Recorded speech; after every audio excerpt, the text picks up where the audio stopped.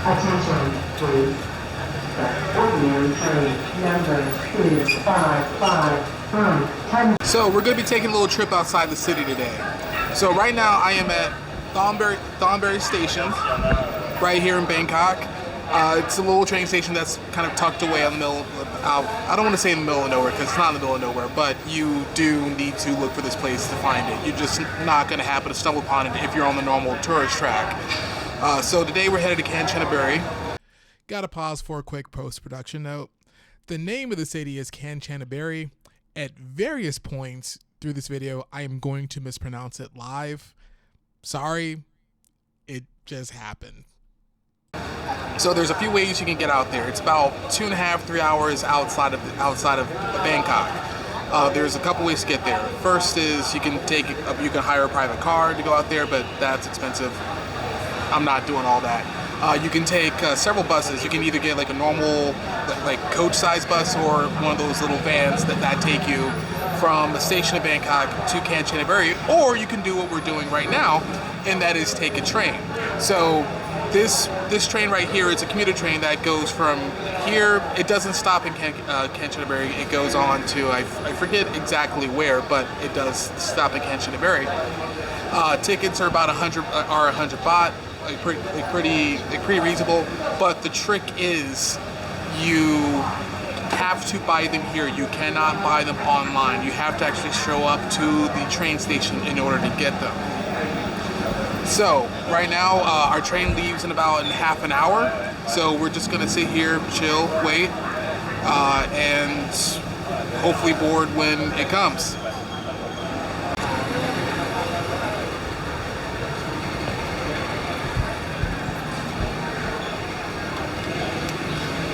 So in several descriptions of this train, it was always described as, you know, very basic, no frills, but it'll kind of get you there. And as you can see, they weren't kidding when they said no frills, because check out these seats. This is gonna be an interesting 2.5 hours. Okay, so we just got here in Kanchanaburi. And I'm not sure if you could see this, but the weather is not quite agreeing with us, but that's fine. According to the app, it should be done in about 10-15 minutes. But regardless, I came prepared. So we're just gonna still go on today like nothing's going on, and we're just gonna go around the city. Our first stop today is the Kanchanaburi War Cemetery, which is across the street from the main rail station. One of the first things you may notice is the presence of Christian crosses. That's because the cemetery is to commemorate Allied POWs. Of the graves, 1,896 are Dutch and 5,085 belong to Australian and British soldiers, and there is one non-war grave.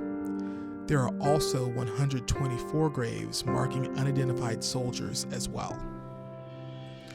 Americans who were identified had their remains repatriated back to the United States. So now that we left the war cemetery, let me give you a little bit more historical context to Kanchanaburi. So during World War II, this town was occupied by the Japanese, and they were tasked with building a railway that connected Bang Pan and a town in Burma, now Myanmar, that I'm not even going to try to pronounce, so I'll just put it down below. So in order to build this railway, the Japanese conscripted local Southeast Asians. When I say conscripted, I mean they abducted them in order to work on this railway, as well as Allied prisoners of war.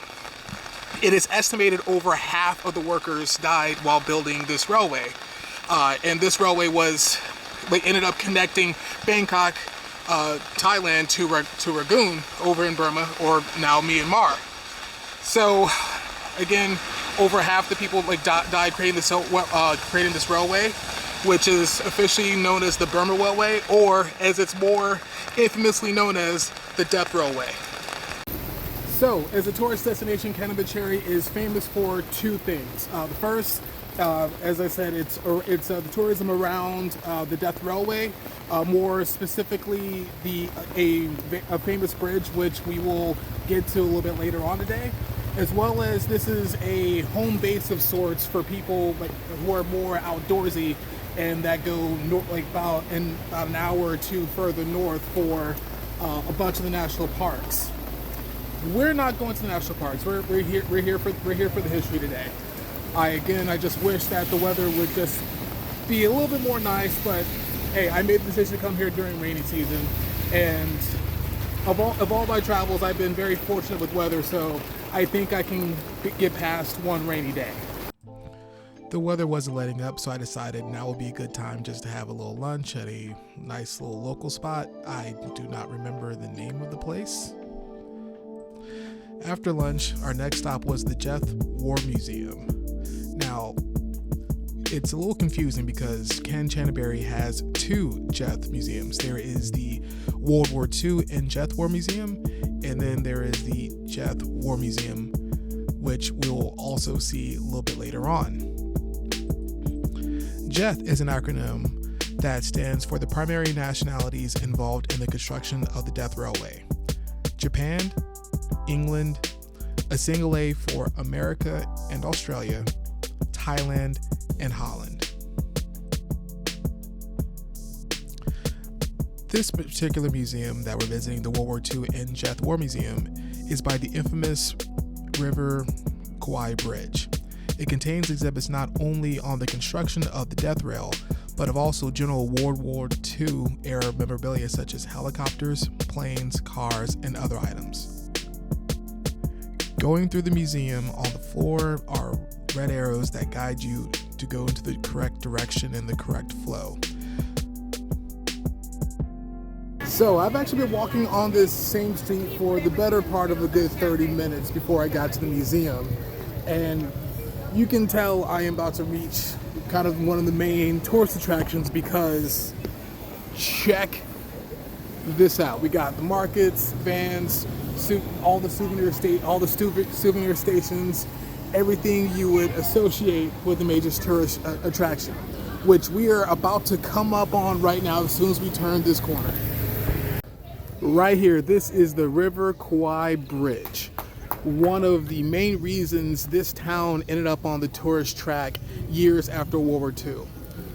As I mentioned, there are a few reasons why people come to this town. The World War II history and this bridge is one of them, as well as access to the parks. So you're probably asking how this bridge became so important, or like how it became so notable. Well, in the post-World War II, there was a book called The Bridge of the River Kwai. Now, this is a complete work of fiction, and thus it had a number of historical inaccuracies. This book was then turned into a movie, which a lot of people saw. But one of the huge inaccuracies was not historical, it was actually geographical. Because when tourists started flocking to Thailand, like back in the 50s and 60s, to see the bridge that they talked about in the movie, they were shocked to realize there is no bridge over the River Kwai. How is that? Well, because this part of the river at the time was called the Mekong. So the government did the only thing that made sense was, well, if the tourists expecting a bridge over the River Kwai, we're just going to change the name of this part of the river to the River Kwai. I'm probably mispronouncing that, but no joke, that's what happened. So that's why this part of the river is called the Kwai, which means, I believe, big river, from its original name of Mekong.